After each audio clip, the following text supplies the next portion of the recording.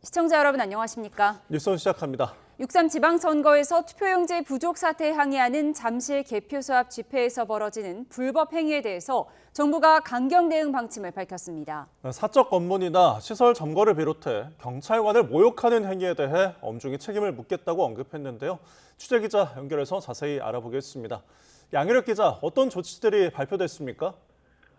정부가 국민 참정권 침해와 서울 잠실 개표소 인근 집단 시위 관련 대국민 담화문을 발표했습니다.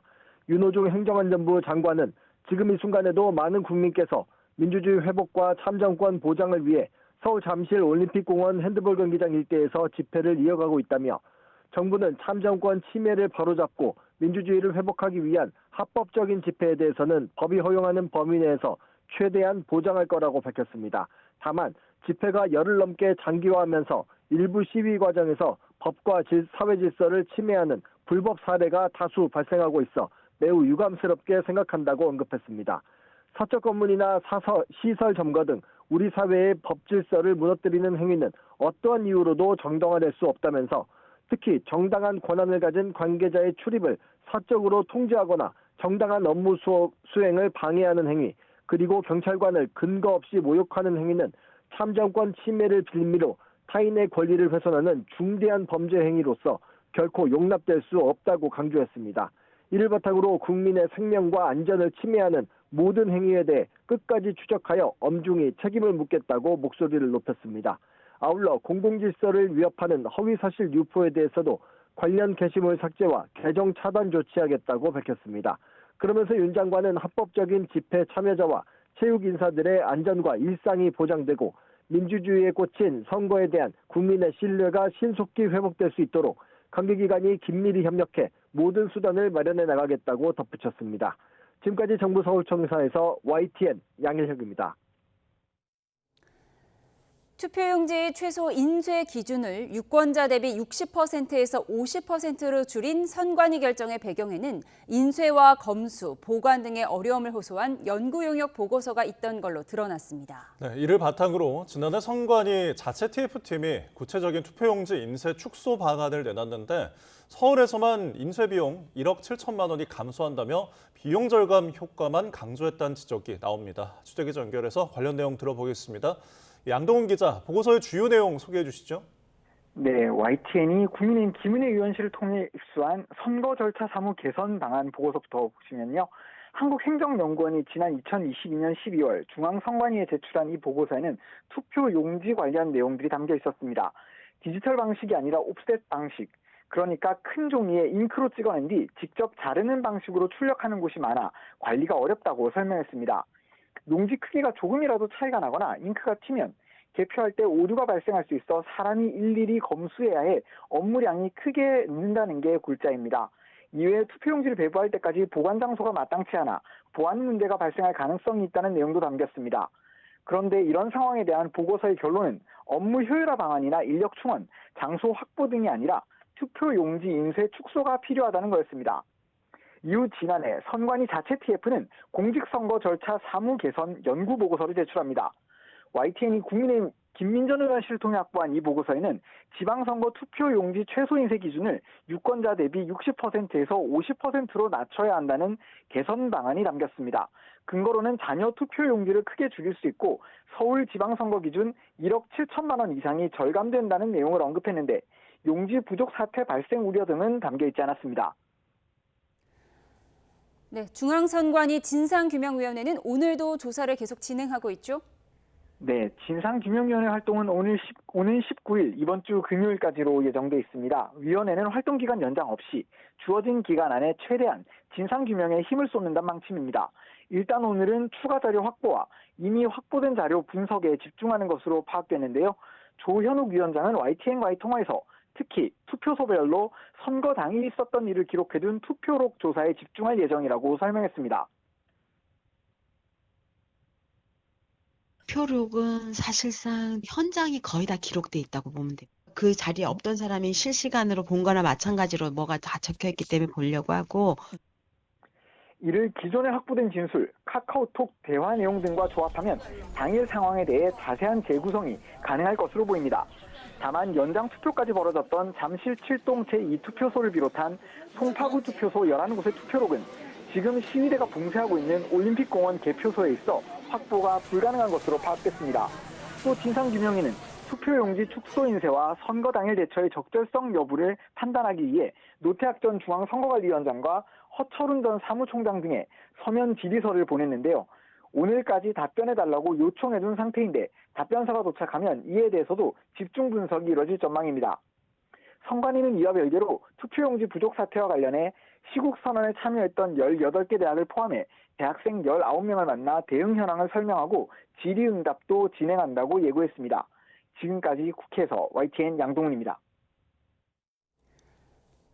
잠실 개표소 시위가 12일째 계속되는 가운데 오전에 진입에 실패한 체육단체가 결국 시위대 측과 합의는 했지만 지금도 사무실에 들어가지 못하고 있습니다. 네, 일부 시위 참가자들이 출입구를 막으면서 진입이 막힌 것으로 파악됐는데 현장에서는 여전히 소란이 이어지고 있습니다. 현장에 나가 있는 취 기자 연결해서 자세히 알아보겠습니다. 최승훈 기자.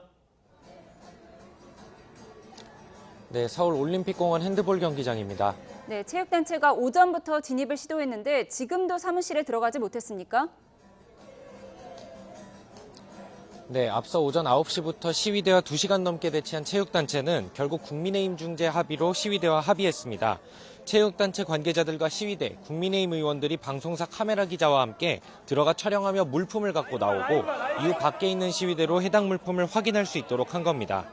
이에 따라 시위대와 체육단체는 함께 경기장에 들어갈 예정이었지만 일부 시위 참가자들이 투표함과 투표지를 지켜야 한다며 출입을 막고 나섰습니다. 이 중에는 일부 언론사가 대표로 카메라를 들고 함께 들어가는 것을 두고 항의하기도 했습니다. 앞서 체육단체 관계자들은 오전 9시부터 사무실 진입을 시도했지만 시위 참가자들이 출입을 막아서면서 오전 진입은 무산됐습니다. 체육단체 측은 생업이 걸려 있다며 거듭 출입을 요청했지만 시위대는 투표지와 투표함이 경기장 안에 있는 만큼 출입을 허용할 수 없고 출입 과정에서 촬영과 수색이 불가피하다고 주장했습니다. 한편 경찰은 출입 제재와 관련해 수사에 나섰다고요? 네, 경찰은 오전에 사무실 진입이 무산된 뒤 경찰은 체육회에 대한 업무방해 행위는 사법 처리될 수 있음을 경고 설득했는데도 불법 상황이 해소되지 않았다며 체증 자료를 토대로 즉시 수사에 착수해 엄정하게 사법 처리하겠다고 밝혔습니다. 어제 박정보 서울경찰청장도 다중의 위력을 이용한 불법 행위는 죄가 훨씬 무겁다며 아무 생각 없이 동조했다가는 나중에 큰 책임을 질 수 있다는 점을 시위 참가자들이 유념하길 바란다고 거듭 강조했습니다. 특히 유소년 핸드볼 선수들을 상대로 한 불법 검문 검색에 대해서는 다중의 위력을 과시한 심각한 범죄라며 10년 이하 징역에 처할 수 있는 특수강력죄를 적용해 수사하고 있다고 밝혔습니다. 네, 경기장 안에 사무실에 있는 체육단체들의 불편도 계속되고 있는데 펜싱 대표팀은 오늘 출국했다고요? 네, 펜싱 국가대표 선수들은 모레 예정된 뉴델리 아시아 펜싱 선수권 참가를 위해 오늘 출국했습니다. 하지만 펜싱칼을 비롯한 경기 장비 물품 등이 모두 경기장 안에 있어 꺼내올 수 없는 상황이었습니다. 이 밖에 세계 핀수영 선수권 대회도 오는 22일 인천에서 열릴 예정이었지만 대표팀 관계자들의 출입이 제한되고 있어 대회 준비에 차질이 이어지고 있습니다. 유승민 대한체육회장은 어제 기자회견을 열고 국가가 위탁한 공공 업무가 방해받고 있고 선수들의 권익과 체육인들의 생존권이 침해받고 있는 상황이라며 공권력 투입을 공식 요청했습니다. 지금까지 서울 올림픽공원 핸드볼 경기장에서 YTN 최승훈입니다. 네, 전해드린 것처럼 체육단체 관계자들이 12일째 시위대가 점거하고 있는 송파구 개표소 올림픽공원 핸드볼 경기장에 진입에 합의를 한 상황인데요. 지금 현재 상황을 좀 보도록 하겠습니다.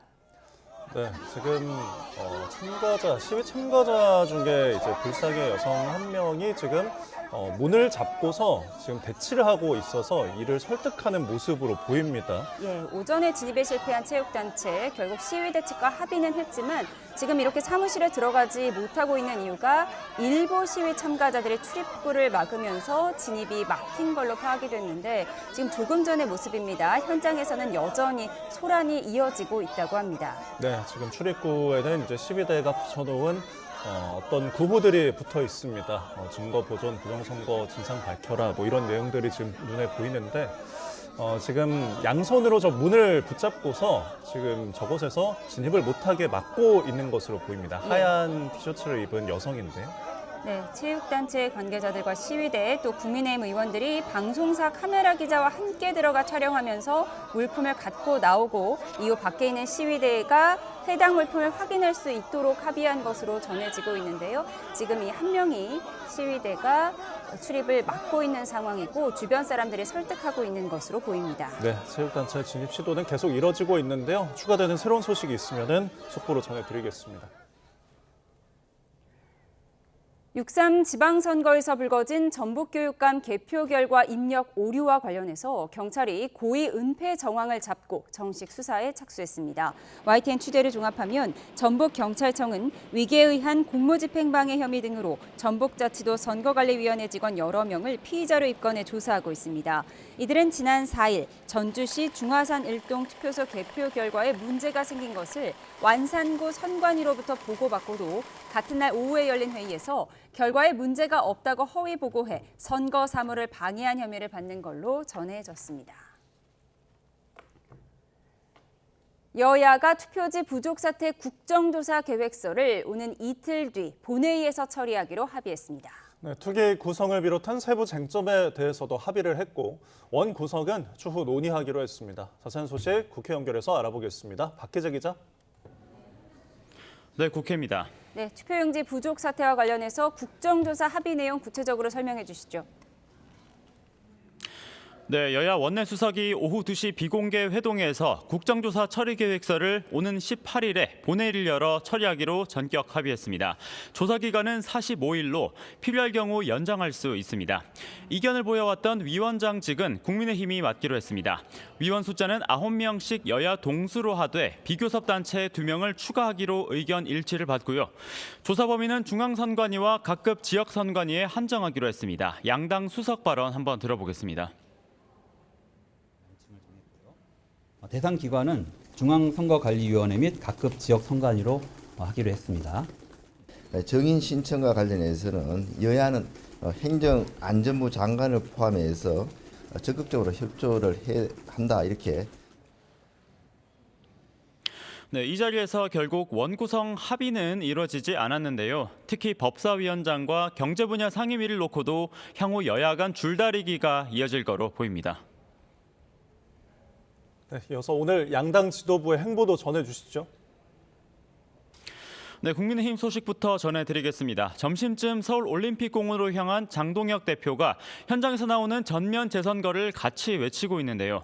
경찰 겨냥에서는 시민과 대치한다면 선을 넘어도 세게 넘는 거라며 끝까지 책임을 묻겠다고 말했습니다. 들어보겠습니다.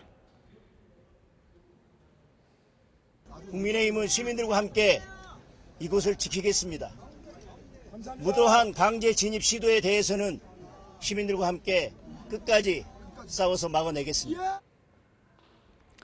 앞서 국민의힘은 서울과 경기 등 6곳 지역에 선거 무효 소청을 낸다고 밝혔는데 충북도 추가될 가능성이 있습니다. 다만 정점식 원내대표는 선거 무효 소청은 투표지 부족이 선거에 미친 영향을 살피는 차원이라며 재선거에는 선을 긋고 있습니다. 당내 반대 목소리를 고려했다는 분석인데 초재선 의원 모임인 대한과미래 간사 이성권 의원은 오전에 정 원내대표를 만나 내일이라도 당장 장 대표 거취를 논의하는 의원총회를 소집해야 한다고 강하게 요구했습니다. 이에 따라 본회의가 열리는 18일에 예정됐던 의원총회가 앞당겨질지도 주목이 됩니다. 더불어민주당에서는 오는 8월 17일 전당대회 준비를 2달 앞두고 정청래 대표 거취가 관심입니다. 정청래 대표는 첫 일정으로 전당대회 절차를 정비하는 중앙위원회에 나와 이런 발언을 했는데요. 들어보겠습니다. 나라의 주인이 국민이듯 당의 주인은 당원입니다. 당 운영도 당대표가 하는 것 같지만 결국 당원이 합니다. 강성 당원의 지지를 받는 정청래 대표가 거듭 선명성을 강조한 거라는 해석입니다. 나날이 격화하는 명청 갈등 속에 정청래 대표는 정치는 정치인이 하는 것 같지만 국민이 한다는 이재명 대통령의 말을 참 좋아한다는 말도 덧붙였습니다. 일각에서 잇따르는 거취 입장 요구에 대해서 한민수 당대표 비서실장은 아침 라디오에서 이 대통령의 유럽 순방이 끝나기 전에는 정청래 대표가 거취를 언급하지 않을 거라고 밝혔습니다. 또 친명, 친청 대결 구도는 전형적인 갈라치기라고도 말했습니다. 지금까지 국회에서 전해드렸습니다. 네, 다음 소식입니다. 트럼프 미국 대통령이 이란과의 종전 양해각서에 서명했다며 서명식이 열리는 오는 19일 이후 호르무즈 해협이 완전히 개방될 거라고 밝혔습니다. 해협 통행료는 부과되지 않을 거라고 했지만 여전히 해결되지 않은 상황이어서 추가 협상의 최대 쟁점이 될 것으로 전망됩니다. 워싱턴에서 신윤정 특파원입니다. 트럼프 미 대통령은 주요 7개국 정상회의를 계기로 열린 마크롱 프랑스 대통령과 회담에서 이란과의 종전 양해각서에 이미 서명했다고 밝혔습니다. 그러면서 호르무즈 해협에서 유조선들이 빠져나오기 시작했다며 서명식이 열리는 오는 19일 해협은 완전히 개방될 거라고 말했습니다.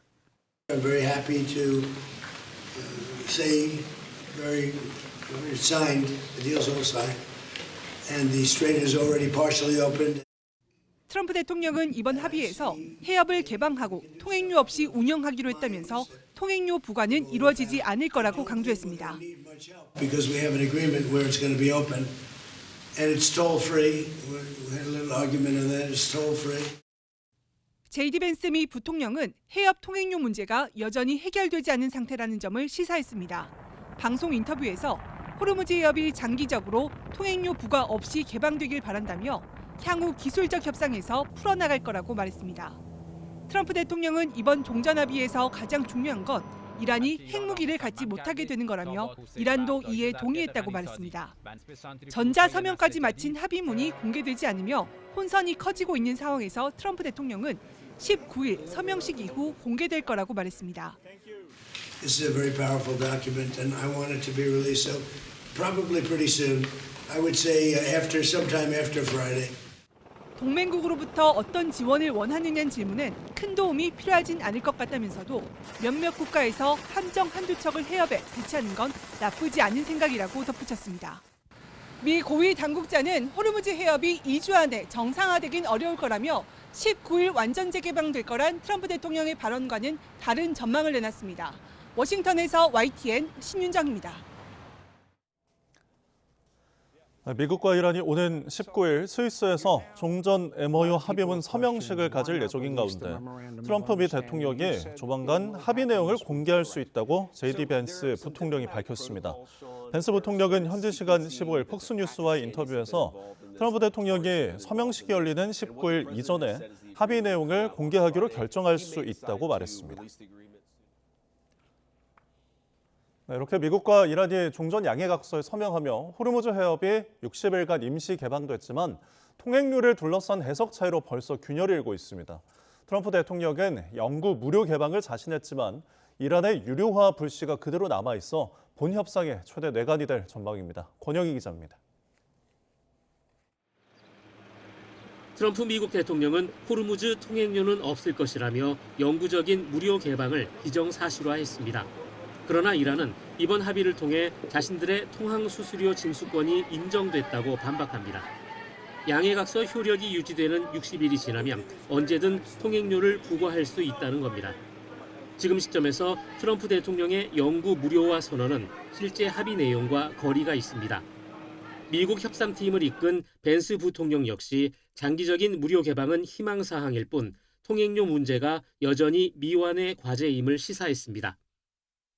Again, we got to verify here, George. This is not going to be a short-term solution. This is going to require a lot of engagement and diplomacy. 결국 영구 무료 개방 조건은 고스란히 본 협상 테이블로 넘겨졌습니다. 다만 이란이 60일 이후 실제로 요금 징수를 강행하기는 어려울 전망입니다. 유엔 해양법 협약에 따르면 호르무즈 같은 자연 해협은 통과 선박에 요금을 강제할 수 없습니다.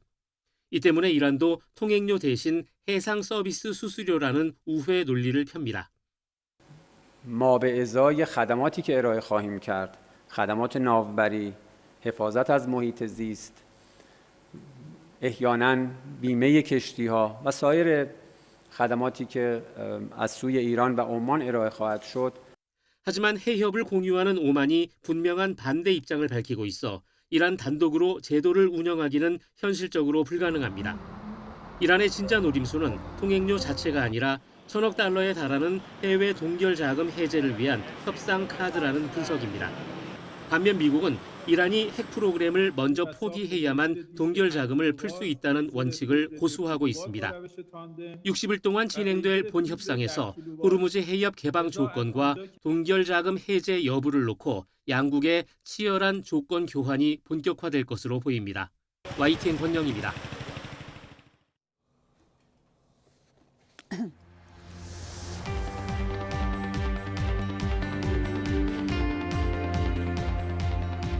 선거 패배의 책임을 지고 사퇴하라는 압박을 받고 있는 국민의힘 장동혁 대표. 어제 오후 늦게 긴급 최고위원회의를 열고 투표용지 부족 사태가 빚어졌던 서울과 경기 등 6개 지역에 대해서 선거 무효 소청을 제기하기로 했습니다. 그런데 의원총회 등도 거치지 않은 데다가 소청은 시작일 뿐 목표는 분명 전국 재선거라는 이 장동혁 대표와 점검 차원의 소청이라는 정점식 원내대표, 이렇게 당내 투톱 의견에도 온도차가 있는 상황. 당사자인 오세훈 서울시장은 장동혁 대표의 흔들리는 리더십, 당내 빈약한 입지를 의식한 다분히 정략적인 이용이라며 강하게 반발했는데요.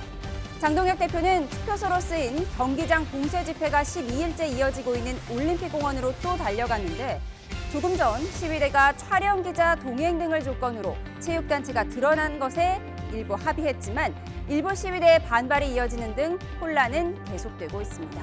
관련 영상 보고 대담 시작합니다.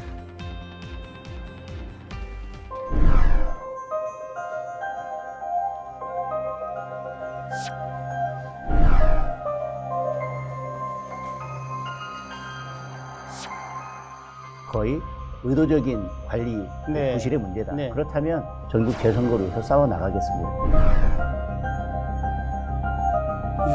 국민 어떤 분이 지켜봐도 순수한 의도는 아니라는 짐작을 하고 계실 겁니다. 지금 국내에 흔들리는 리더십, 국내의 빈약한 입지를 의식한 다분히 정략적인 이용이다.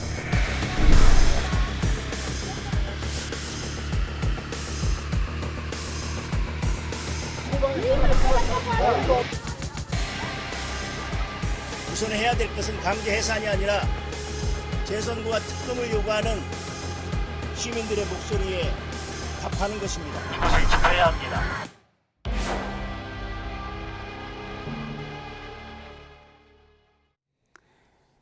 네, 오늘의 정치운 김영배 민주당 의원, 김성태 전 국민의힘 원내대표 두 분과 함께합니다. 어서 오십시오. 안녕하세요. 네, 올림픽공원 상황부터 좀 짚어봐야 할 것 같은데요. 국민의힘의 중재로 카메라 기자를 동반해서 이제 시위대가 안으로 들어가겠다, 체육단체에 들어가는 것을 합의했다라고 전해졌는데 지금 조금 전 들어온 소식에 의하면 이제 오늘은 좀 진입이 어려울 것 같다고 해요. 그러니까 지금 이제 재선거를 요구를 하고 있는 장동혁 대표의 저 모양새가 당내에서조차도 오세훈 시장을 비롯해서 거센 비판을 받고 있지 않습니까? 자리 보존용이다. 자기가 당내 입지가 약하니까 오히려 저렇게 부정선거 주장을 하면서 엉뚱한 재선거 요구를 하고 있다. 이런 비판을 받고 있는데요. 그럼에도 불구하고 저는 저 시위하고 계신 분들의 참정권 보장 요구, 참정권이 제대로 보장되지 않은 것에 대해서 문제를 제기하고 있는 저 젊은이들의 목소리가 저는 당연히 우리가 기성세대가 해결해야 되는 목소리라고 생각하기 때문에 선관위 개혁 TF를 저희들이 만든 건데요.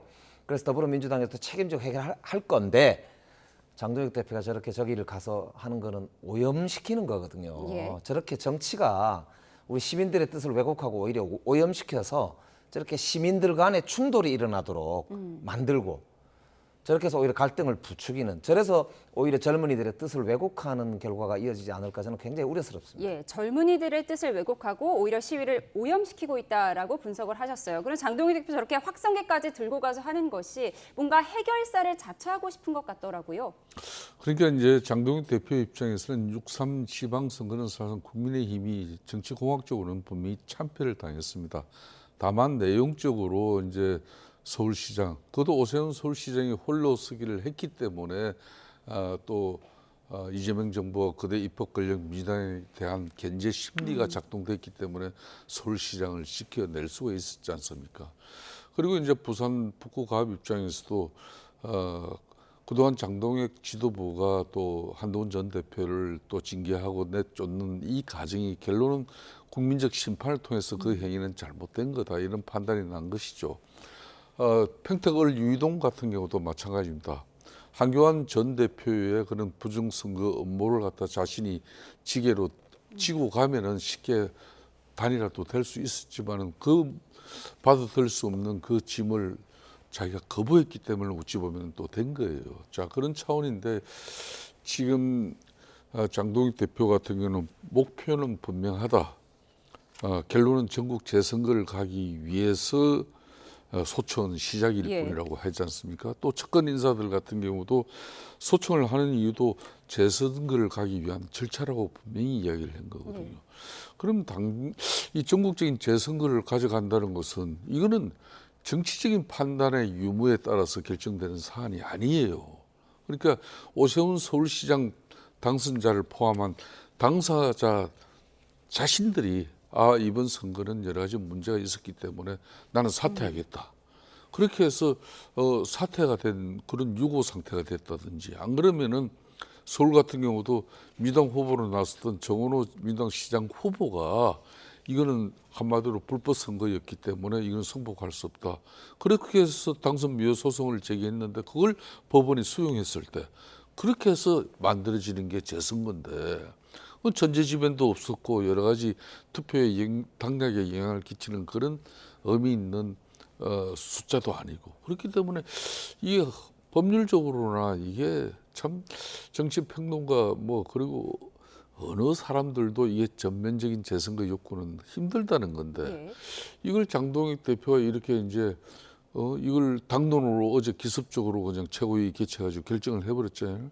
원총회도 한번 개최하지 않은 가운데 저런 엄청난 사건을 가지고 저렇게 결정을 한 부분에 대해서는 두고두고 이제 이 국민의힘이 오랜만에 6.3 선거를 통해서 국민들은 다시 국민의힘에게 좀 희망의 그런 어떤 메시지를 줬는데 우리가 이렇게 반응한다는 것은 상당히 납득이 가지 않는. 제가 여기서 하나 확인을 꼭 하고 싶은 게 있어요. 왜냐하면은 장동혁 대표가 실제로 직접 좀 답을 했으면 좋겠다 싶은 건데 저거 선거 소청 제기하는 6개 지역에서 대구가 빠졌어요. 그런데 투표용지가 부족해가지고 잠시라도 중단이 되었던 지역이 5개 전국에 서울, 부산, 대구, 인천, 경기. 그런데 이 중에 대구가 소청 지역에서 빠졌어요. 그러니까 논리적으로 보면은 서울, 부산 이런 데 다 투표용지가 부족해가지고 이게 중단되는 사태들이 발생한 지역들이니까 이거 부정선거 우려된다. 이런 취지로 지금 얘기하는 거 아니에요? 대구도 그 부족해가지고 투표용지가 부족해서 중단됐었다 그래. 대구 동구가 한 군데가 있거든요. 왜 대구는 뺀 겁니까? 제가 장동혁 대표한테 사실 한번 확인해 보고 싶어요. 저도 확인해 보고 싶은데 대구는 왜 빠졌을까요?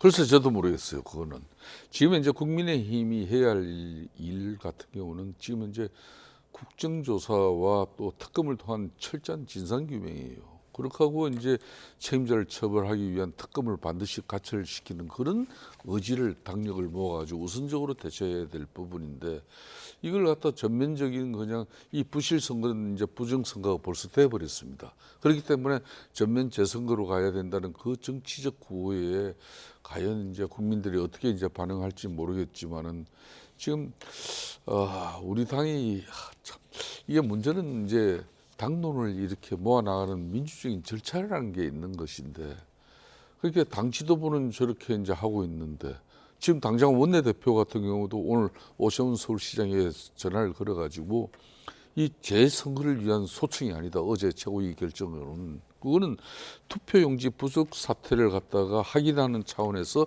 소청을 요구를 하는 거다.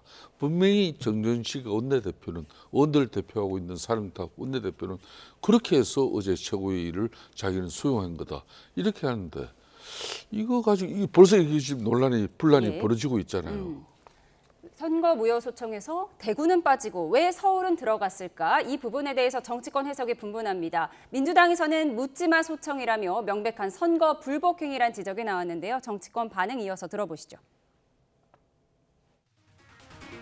장동혁 대표는 올림픽 공원에서 인디언식 기우제를 지내듯 음모론을 무한 반복하고 있습니다.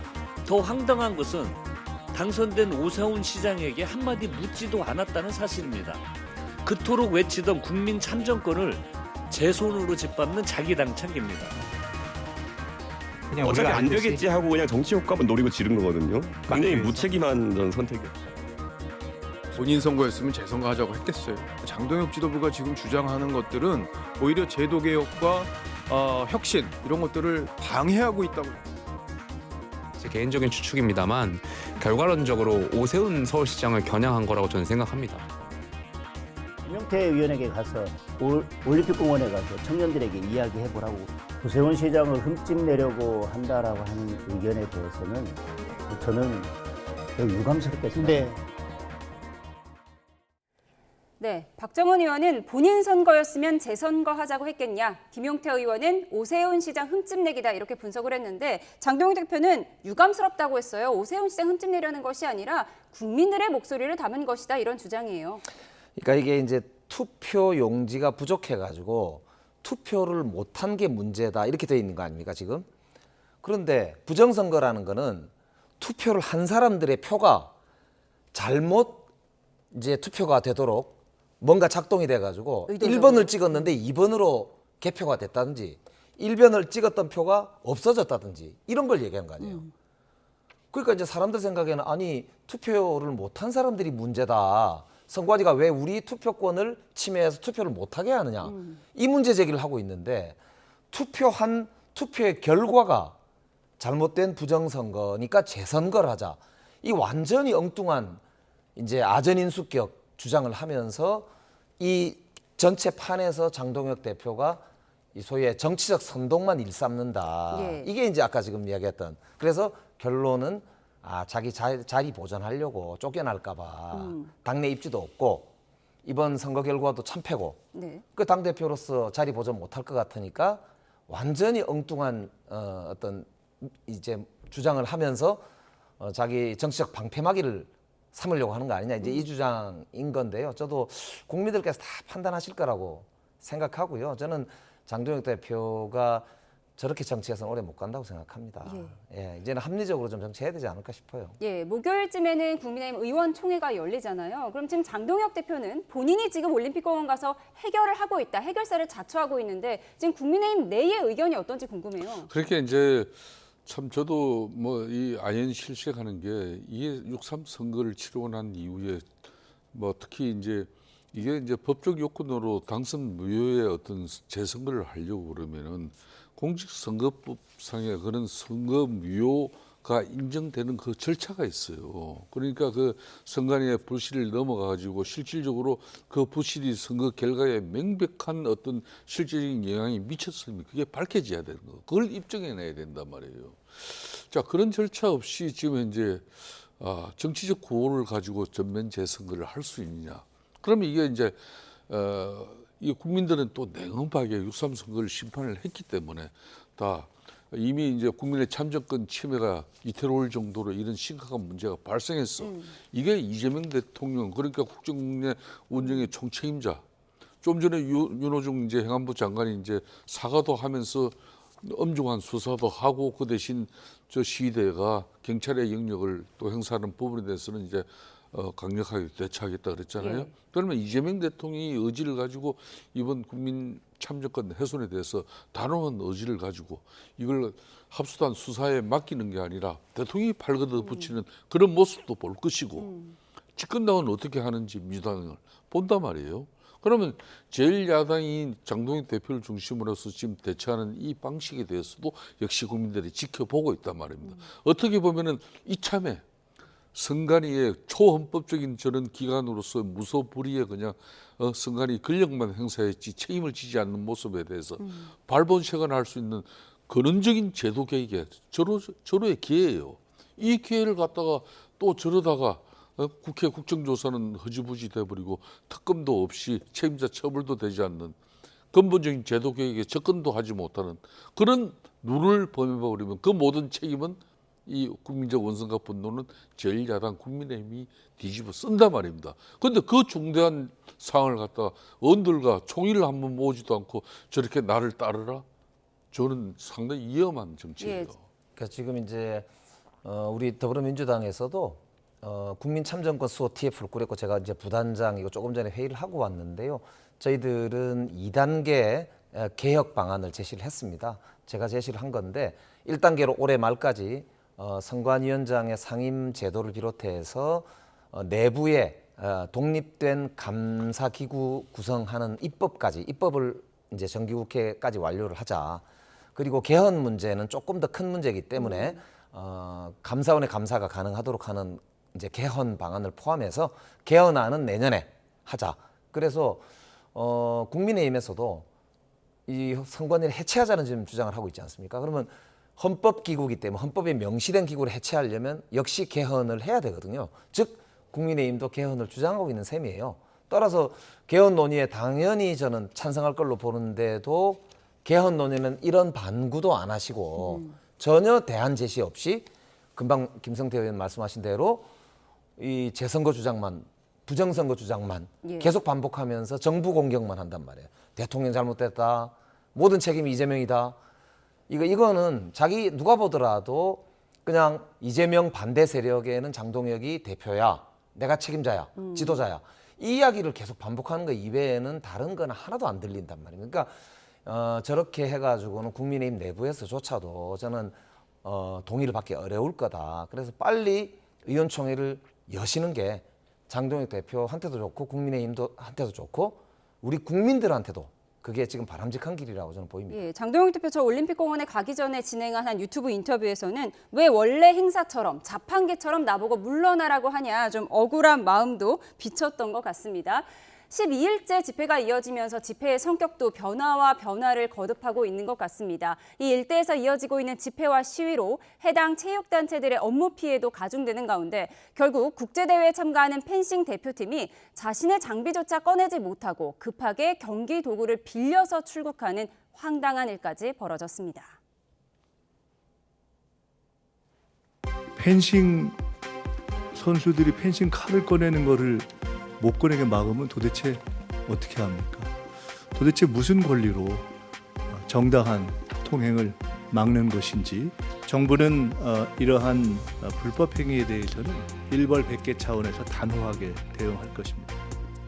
펜싱 대표팀은 18일부터 인도 뉴델리에서 열리는 아시아 선수권 참가를 위해 오늘 출국했는데요. 협회 사무실에 보관하고 있는 개인 장비를 꺼내지 못해서 급하게 다른 사람 걸 빌려서 인도 현지로 떠났습니다. 시위대가 봉쇄하고 있는 올림픽공원 핸드볼 경기장에는 9개 종목 단체가 입주해 있는데 업무 피해가 가중되면서 오늘 오전에 경찰이 진입을 시도했지만 무산이 됐고요. 조금 전 전해드린 것처럼 시위대가 국민의힘 의원 또 카메라 기자 동행 등의 조건으로 합의해서 체육단체 진입을 허용했다는 소식도 들렸지만 일부 시위대에 막혀 현장 혼란은 계속된 겁니다. 이 같은 사태를 촉발한 선관위의 황당한 행태도 속속 추가로 드러나고 있습니다. 투표용지 적게 찍은 이유가요. 폐기되는 투표용지가 많고 용지 배부 전 보관 장소가 없는 경우에 보안 문제 우려가 있다는 직원들의 의견을 들었다는 겁니다. 또 직원 출근 시간이 이르다는 이유로 사전 투표 시작 시각을 오전 6시에서 8시로 2시간 늦추는 방안도 제시했는데 다만 해당 방안은 받아들여지지 않았다고 합니다. 네, 펜싱 국가대표팀이 자신의 장비를 꺼내지 못해서 다른 사람 걸 빌려서 급히 출국했다고 해요. 그러니까 저거 너무 황당무계 하면서도 참 있어서는 안 되는 일이 발생했네요. 제가 사실 성북구청장 시절에 우리 성북구청 소속의 펜싱팀이 있어가지고 그중에 국가대표 선수가 한 명 있었거든요. 예. 그때 금메달도 따고 그래서 자신의 그 칼 이걸 보여주던데 정말 평소에 땀을 흘려서 이 평소에 운동하던 그 칼 없이 대회 선수가 나간다는 게 이게 군인이 총 없이 전쟁에 나가는 거하고 똑같거든요. 국가대표가 자기가 연습을 해서 정말 국가를 대표해서 나가야 되는데 무기 없이 전쟁에 내보내는 국민들은 좀 문제가 있는 거죠. 그러니까 저게 일반 국민들의 뜻이겠습니까? 지금 사실 아까 제가 시위를 오염시킨다. 예. 장동혁 대표가 지금 가 있는 저런 이제 부정선거론자들 저분들이 저는 책임져야 되는 문제일 것 같은데 어쨌든 다시는 생기지 말아야 될 일이 생겼네요. 저거는 일벌백계 해야 되고 저렇게 하면 안 됩니다. 네, 시위대가 많이 오염이 됐다 이 부분을 좀 지적을 하셨어요. 그런가 하면 그에 앞서서 이 선관위의 행태들도 속속 드러나고 있는데 투표용지를 왜 적게 찍었느냐? 용지를 보관할 곳이 부족했기 때문이다. 이런 의견을 반영했다고 하고 또 사전 투표 시간을 직원들 출근 시간이 늦추기 위해서 우리의 투표 시간도 늦추자는 의견이 제시됐다는 거예요.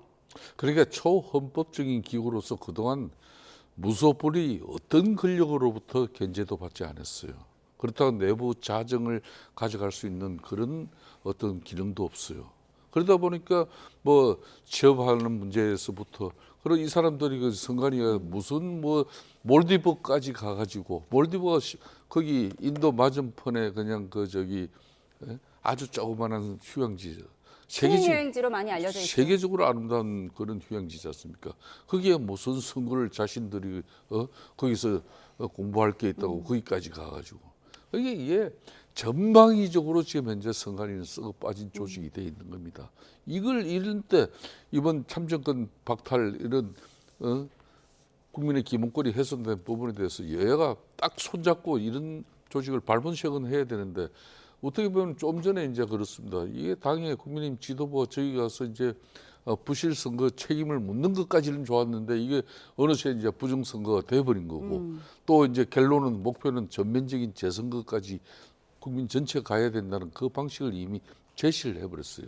자 그렇다면은 그 펜싱 경기장 그 지금 올림픽 경기장에 저기에 펜싱 국가대표가 자신의 개인적인 펜싱 장비를 갖다 반출하지 못해가지고 그냥 홀몸으로 지금 현재 떠나고 물론 저것도 대한민국 치안 행정이 저렇게 시대가 가행 시대를 저렇게 가행 보호하는 것도 그것도 나는 문제라고 봐요. 아니 국가대표가 자기 장비를 소지하고 지금 출국도 못하는 상황까지 대한민국의 경찰 치안 행정은 그 정도로 지금 무법천지가 되어 있는 겁니까? 이거는 거의 방치예요. 이러면 안 되는 거예요. 이거는. 예, 시위의 문제도 풀어야겠고. 이러면 본질이 이렇게 잘못되면은 선관위의 부실 선거 그런 고질적인 병폐를 갖다 발본색원할 수 있는 기회를 또 놓칠 수가 있는 거예요. 저게 이제 선관위가 경찰은 경찰 활동을 해야 되는 거예요. 그러니까 저게 이제 선관위가 심각한 게요. 22년도에 저 용역 보고서라고 하는 게 제안한 내용들이잖아요.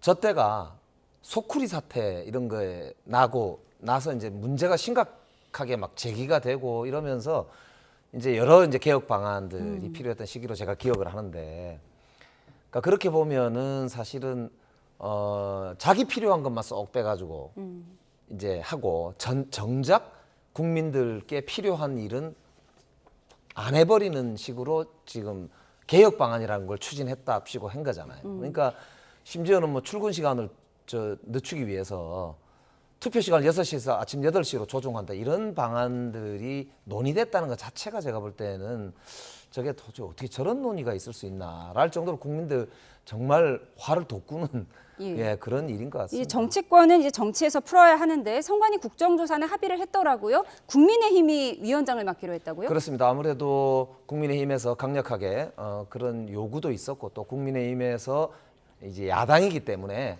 이 선관위 사태를 좀 더 국민들께 신뢰를 주려면 야당이 사겠다고 하니까 여당에서는 뭐 위원장 뭐 하는 거야 문제가 없지 않습니까? 그러니까 뜻만 같으면 얼마든지 선관위의 개헌까지 우리가 내다보면서 이제 선관위의 전폭적인 개혁 방안을 도출하는데 최선을 다하겠습니다. 예, 국정조사에서 어떤 해결의 실마리가 좀 풀렸으면 좋겠습니다. 그런가 하면 요즘 장동혁 대표에게 강한 메시지를 내고 있는 오세훈 서울시장이 한동훈 전 대표를 만났습니다. 선거 후 처음인데요. 화면 함께 보시죠. 네, 오늘 오전 국민 공공정책 포럼의 모습입니다. 한동훈 의원이 오세훈 시장과 정점식 원내대표 등과 인사를 주고받았는데요.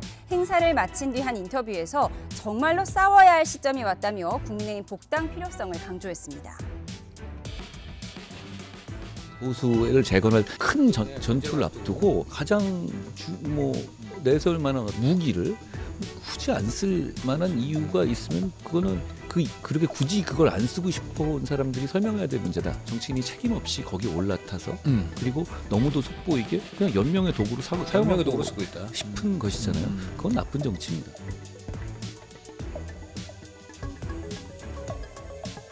제가 직접 징계를 했었고 지금 복당을 논하는 것은 적절치 않다고 생각합니다. 네, 한동훈 의원은 장동혁 대표가 선관위 사태를 연명의 도구로 사용한다, 나쁜 정치를 하고 있다라고 하면서 지금 내가 보수의 전략 자산인데 나를 무기로 쓰지 않는 사람은 그럴 이유를 밝혀라, 뭐 이런 입장이네요. 그렇습니다. 이제 제가 볼 때는 한동훈 이제 무소속 의원이 국민의힘 복당 시기를 좀 되려 처음에는 당선되고 난 이후에는 서두르지 않는 분위기였는데 막상 본인이 이제 국회에 등원해보고 이제 지금 보수가 안고 있는 여러 가지 지금 여대 야소 이 전국에서 이걸 돌파해 나가려면은 정말 뭐 일단 100을 해도 지금 모자란 상황인데 보수가 분열돼 있는 이 상황에서는 지금 이제 아무런 힘도 발휘할 수 없다. 그렇기 때문에 자기는 이제 국민의힘 복당을 통해 가지고 다시 이제 제대로 된 야당으로서 이제 이재명 정부의 국정 운영을 견제하고 또 거대 입법권 민주당을 대응하는 그 방식의 패턴을 변화시켜 보자는 그런 아마 자신의 의지를 오세훈 시장 만나면서 저렇게 피력한 것 같아요. 예, 한병도 정점식 원내대표 그리고 오세훈 서울시장과 어떤 얘기를 나눴을지 좀 궁금해집니다. 그런가 하면 민주당에서는요, 정권은 짧다는 정청래 대표의 발언으로 전당대회는 구도가 이재명 대통령 대 정청래 대표의 구도로 펼쳐지게 됐다는 해석까지 나오고 있습니다. 김민석 국무총리와 정청래 대표 어제 한 행사장에 등장했는데 만남은 불발됐다고 합니다. 보시죠. 행사를 참석 못 오시는데 우리 김민석 총리님께서 잠깐 어른들께 인사만 드리시겠다고 오신 것 같습니다.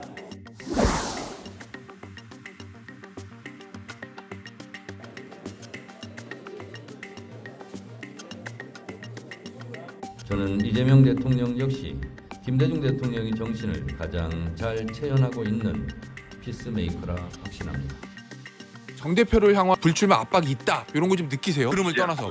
자꾸 무슨 친명 친청 그러면 정청래 대표가 뭐 반면에 서 있다는 얘기입니까? 전 그렇지는 않고요.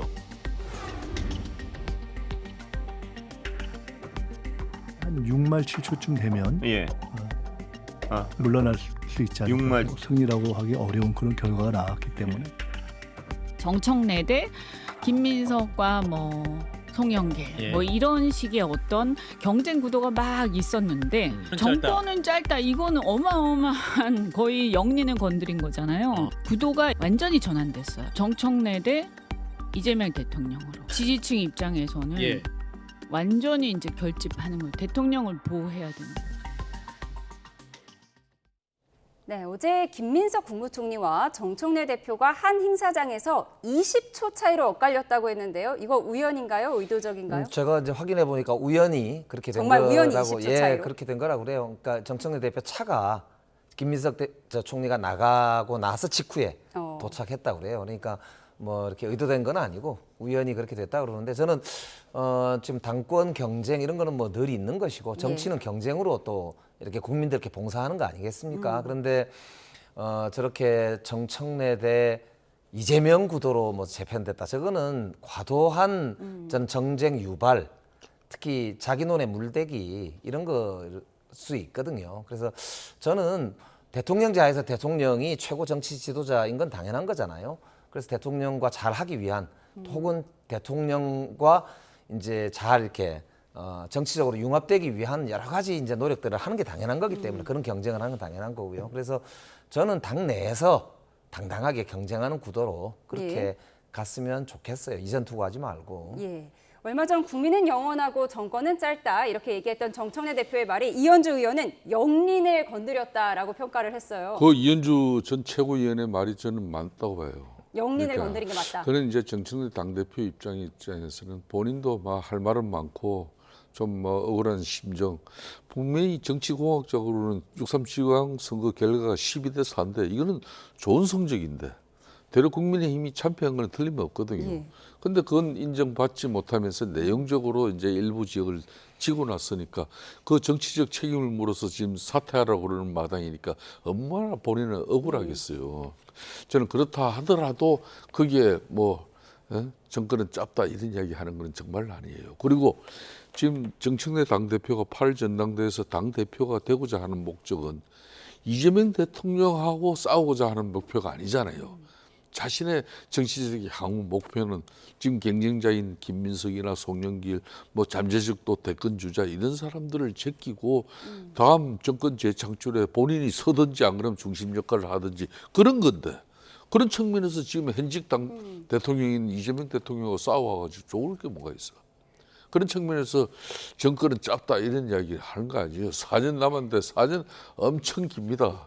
그런 이야기 하다가 윤석열 꼴 나는 거 아닙니까? 그렇기 때문에 저는 정청래 당대표가 그 이후에 지금 현재 명비어천간을 저렇게 정말 열심히 외쳐대는 경우도 제가 흔히 보지 못했는데 대통령 기국하고 난 이후에 본인이 이제 숙명적인 집권당의 당대표로서의 그런 뭐 역할이 한계에 온다 그러면은 뭐 저는 무리해가지고 당대표 출마하는 것도 본인 신상에 좋을 것도 없어요. 또 그렇기 때문에 저는 그렇지 않고 이제 또 뭐 이재명 대통령 입장에서도 또 웬만큼 화가 누구로 떨어지고 8월달 전당대회 당에서 충분하게 서로 뭐 좋은 뭐 선의의 경쟁 그리고 결과 만들어 봐라 그러면 나가는 거고. 근데 하여튼 민주당은 집권 세력은 내부 분열에서 시작되지 야당 공격에 의해서 붕괴되는 게 아니거든. 그건 동서고금을 통틀어서 다 마찬가지예요. 지금 김성태 우리 대선배님이 정말 중요하신 점 지적을 하셨어요. 네. 여당은 분열로 내부 분열로 문제가 된다. 굉장히 사실 저희들이 아프게 새겨들어야 될 말씀이거든요. 그러니까 사실 정청래 대표도 실수한 거고 또 정청래 대표를 공격하시는 분들도 보면 아까 제가 자기 눈의 물대기라고 말씀을 드렸지만 대통령을 위해서 그렇게 정청래 대표를 공격하시는 건지 한번 여쭤보고 싶어요.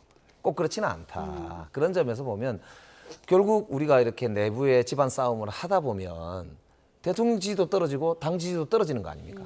그럼 결국에는 우리가 같이 타고 있는 배가 구멍이 나고 물이 들어오고 가라앉는데 이 나라가 지금 처해 있는 여러 가지 그렇지 않습니까? 수출 문제, 외국의 전쟁 문제, 반도체 뭐 등 문제, 청년들 문제. 저는 이 집권 여당이 정말 책임 있는 자세로 좀 저는 여당답게 정말 대승적으로 정치 좀 했으면 좋겠습니다. 예, 정청래 대표가 어제 이재명 대통령 시계를 차고 이재명 대통령은 월드 클래스다 이런 칭찬을 하기도 했는데 이 당 안팎에서는 친명, 친청 이런 대결 구도가 만들어지고 있는 가운데 커뮤니티 간의 여론 다툼도 있습니다. 화면을 좀 보실까요? 일명 제명인의 마을에서는 정청래 당대표 사퇴 촉구, 연임 불출마와 당원 주권 회복을 위한 범국민 서명 운동이 벌어지고 있다고 하고요. 반면 김어준 씨가 운영하는 딴지일보 게시판은 다른 얘기입니다. 지방선거에서 이재명 대통령이 픽한 사람이 떨어진 것 아니냐, 이재명 대통령이 존중해야 할 사람은 정청래 대표다 이런 얘기들이 나오고 있습니다. 민주당 내에서는 이런 커뮤니티 간의 싸움 어떻게 보세요? 그러니까 당원들이 저런 의견을 가질 수 있죠. 그러나 저기 보시듯이 정청래, 이재명 이렇게 이름이 직접 나오잖아요. 김민석. 네. 저거는 사실은 굉장히 좋지 않은 조짐이에요. 지금 집권 1년 차 조금 넘었습니다. 우리가 대통령과 함께 앞으로 국민들과 함께 가야 할 길이 천리만리 아닙니까? 지금 저렇게 대통령께 이렇게 누가 되는 혹은 대통령이 뭘 잘못했다고 대통령을 끌어들여서 저렇게 정치적으로 서로가 욕설을 하거나 막 비난을 하거나 하는데 이제 이렇게 활용을 하는지 저는 저러면 안 된다. 그래서 집권당의 어쨌든 당 대표와 그리고 총리 아주 무거운 공직을 가진 분들이에요. 그러니까 정말 존중하면서 일할 수 있도록 하면서 경쟁은 경쟁대로 치열하게 하는 본연의 모습을 좀 저는 찾아야 된다 이런 말씀을 드리고 싶고 대통령께서 귀국하시면 저는 당정청 간에 이런 이제 갈등을 해소하고 건전한 경쟁을 할 수 있도록 저는 빨리 조속히 한번 체제 정비를 할 필요가 있겠다 이런 생각이 듭니다. 예, 18일 모레 대통령이 귀국하는데 그 귀국길에는 또 정청래 대표가 나오게 될지도 궁금해집니다. 지금까지 김영배 민주당 의원, 김성태 전 국민의힘 원내대표와 함께했습니다. 고맙습니다.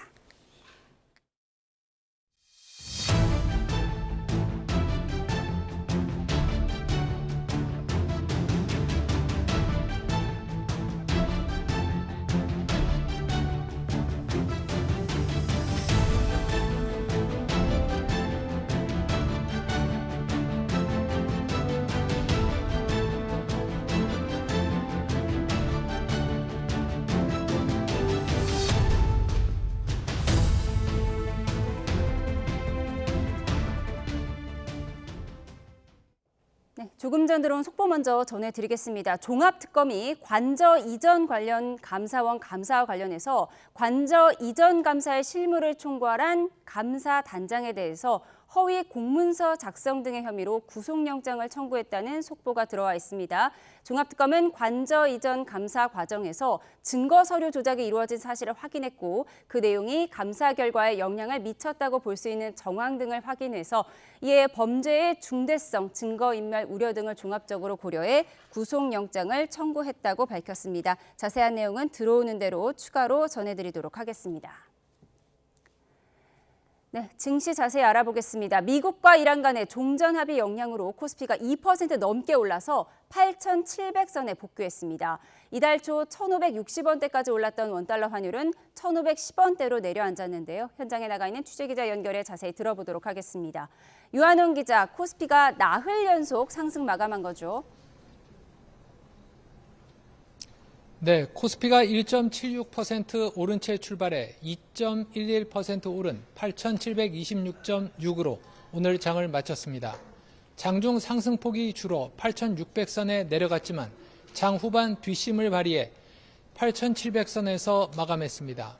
뉴욕 증시에서 나스닥과 반도체 지수 급등으로 삼성전자와 SK하이닉스는 상승세를 나타냈습니다.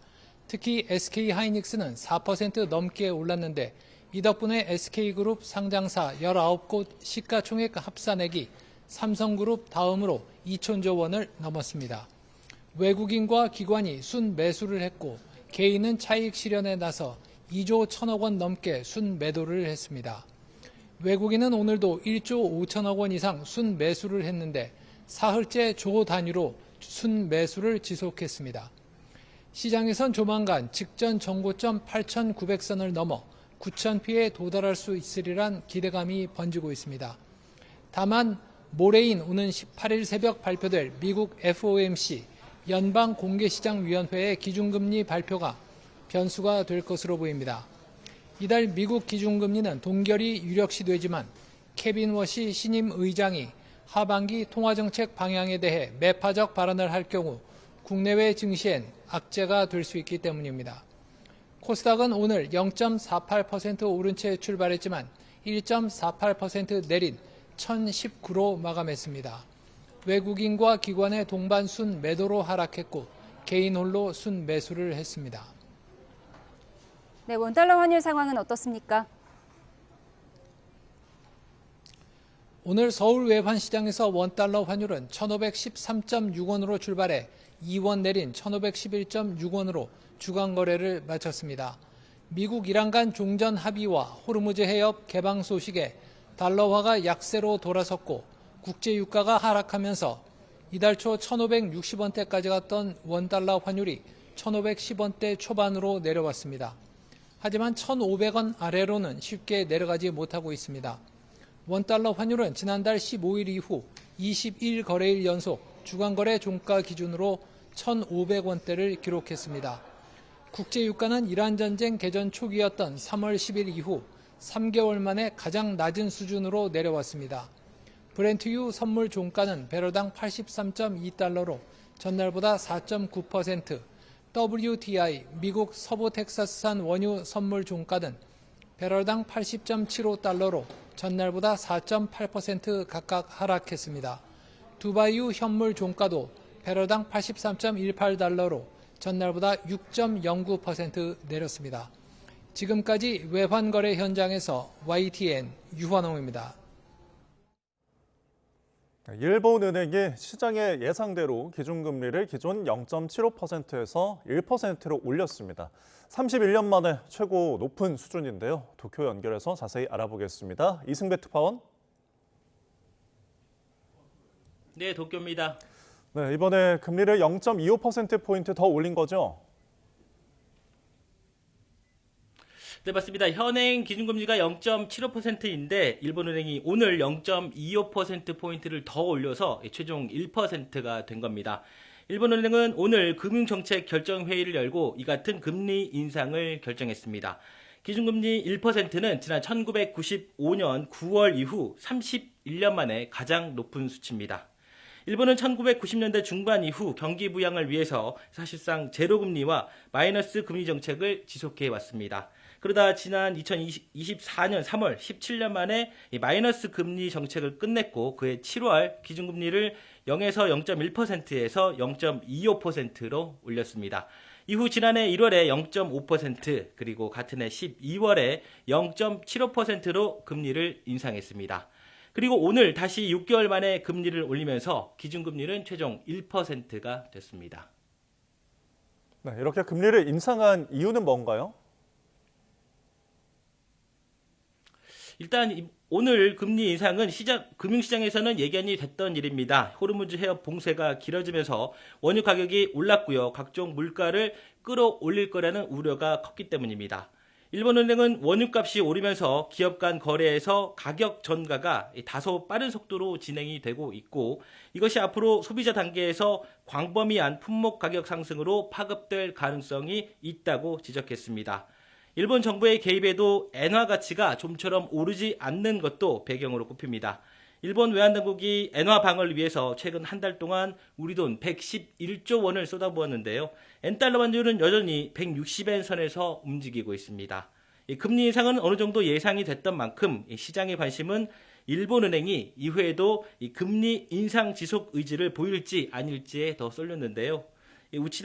우치다 시니치 부총재는 기자회견에서 경제, 물가, 금융 정세에 따라 계속해서 정책 금리를 인상하고 금융 완화 정도를 조정해서 나갈 것이라고 이후에도 금리 인상 기조를 이어갈 뜻을 내비쳤습니다.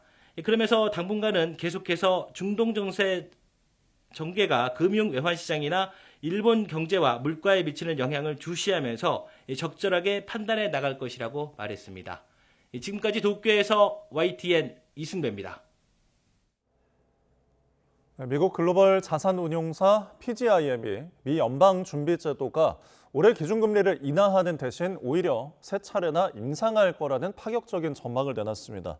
불과 2달 전 금리 인하를 점쳤던 PGIM은 최근 보고서에서 미국의 놀라운 경제 회복력과 유가 충격으로 굳어진 인플레이션을 그 배경으로 지목했습니다.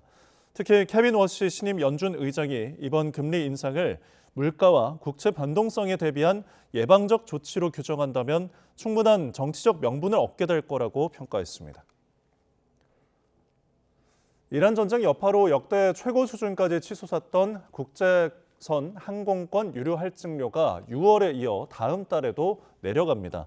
대한항공은 오늘 7월에 발권하는 항공권의 유료 할증료 19단계가 적용돼 이번 달 적용됐던 27단계보다 8계단 내려갔다고 밝혔습니다. 이에 일본, 중국 등 단거리 노선은 왕복 기준 92,800원, 미국, 뉴욕, 애틀란타 등 장거리 노선은 왕복 최대 68만 8천 원 수준으로 책정돼 12만 3천 원에서 90만 3천 원이었던 6월보다 소폭 내렸습니다. 106일 만에 이란과 미국의 종전 합의가 이뤄졌지만 이란의 핵 문제와 제재 완화 등 핵심 쟁점을 해결하지 못해 트럼프 행정부의 전략적인 실패라는 평가가 나오고 있습니다. 중간 선거를 앞두고 민주당도 아무것도 얻지 못한 전쟁이었다며 목소리를 높이고 있습니다. 워싱턴에서 홍상희 특파원입니다. 트럼프 미 대통령은 이란에 대한 제재 완화는 앞으로 이란의 행동에 달려있다고 강조했습니다. 고농축 우라늄 제거 등 핵 포기 절차 이행에 나서야 제재 완화가 가능하다는 원칙을 재확인한 겁니다.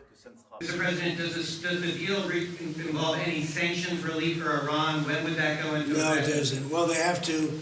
It's really a behavioral thing. If they do what they're supposed to do, that starts taking effect.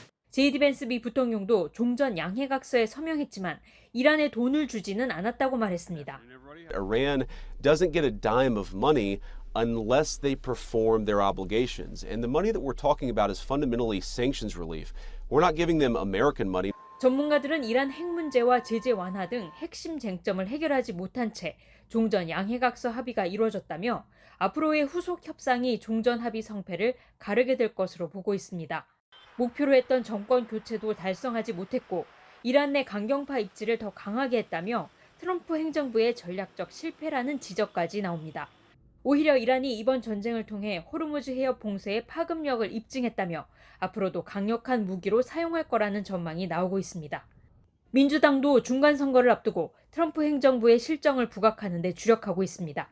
You know, we still have the same regime, but with a younger, more militant leader in charge. And now, and I don't see what has been gained from this war of choice that the president started with no provocation.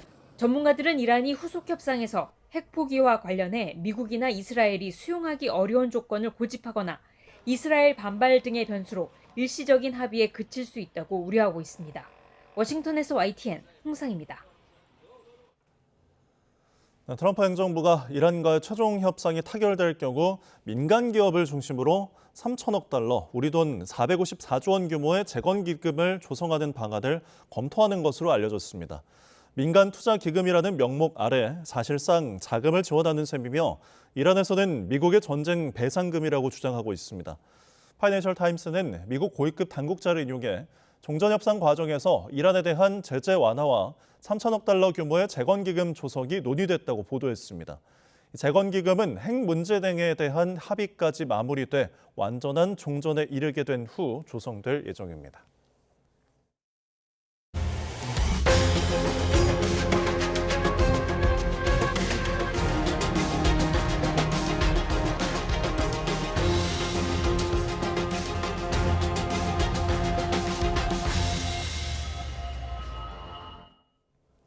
미국과 이란이 전쟁 106일 만에 종전 양해각서 체결에 합의했지만 벌써 파열음이 나오고 있습니다. 네, 이 시간 김열수 한국군사문제연구원 안보전략실장과 함께 자세히 짚어보겠습니다. 어서 오십시오. 네, 안녕하세요. 네, 어제 미국과 이란 양측이 MOU에 전자 서명을 했다고 하더라고요. 그렇다면 19일에 스위스 제네바에서 열릴 서명식은 보여주기식이라고 봐야 할까요? 네, 이제 14일 날 이제 전자 서명했는데 왜 굳이 또 19일 날 하느냐 하는 거죠. 이거는 이제 전자 서명하고 대면 서명하고의 차이라고 볼 수가 있습니다. 전자 서명은 전 세계에서 이제 아무도 모르잖아요. 예. 그리고 이제 미국 스스로가 전자 서명하고 난 뒤에 트럼프 대통령이 전자 서명했다라고 얘기할 때 우리가 알은 거잖아요. 그런데 이제 대면 19일 날 대면 서명을 하게 되면은 전 세계 언론들이 아마 거기에 가 있을 겁니다. 그러면은 전 세계에 이제 큰 이벤트가 되겠죠. 그걸 노리는 게 아닌가라고 보고요. 그럼에도 불구하고 이제 반대로 얘기를 하면 14일 날 그러면 왜 전자 서명했어?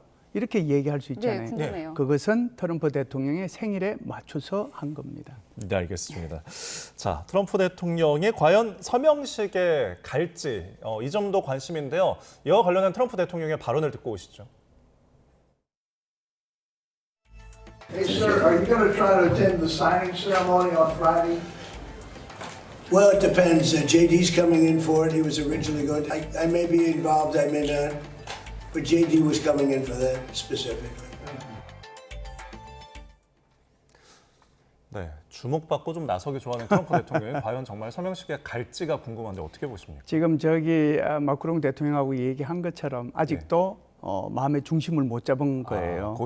갈까 말까. 왜 그러냐면은 거기 가면은 엄청나게 전 세계로부터 스포트라이트를 받지 않습니까? 이거 뭐 절호의 기회다라고 생각을 하고 가고 싶은데 지금 보니까 자기는 대통령이고 오는 사람은 이게 뭐 페제스키안 대통령도 아니고 기껏 해봤자 갈리바프 국회의장인데 서열 3위란 말이죠.